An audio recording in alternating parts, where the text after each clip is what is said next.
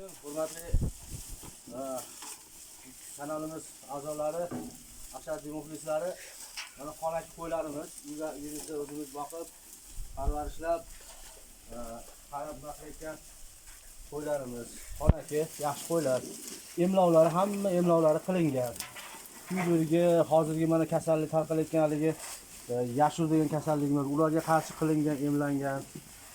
Yeb ichishlari hamma yo'g'iga chiroyli qilib qarab, parvarish qilib qilingan qo'ylar.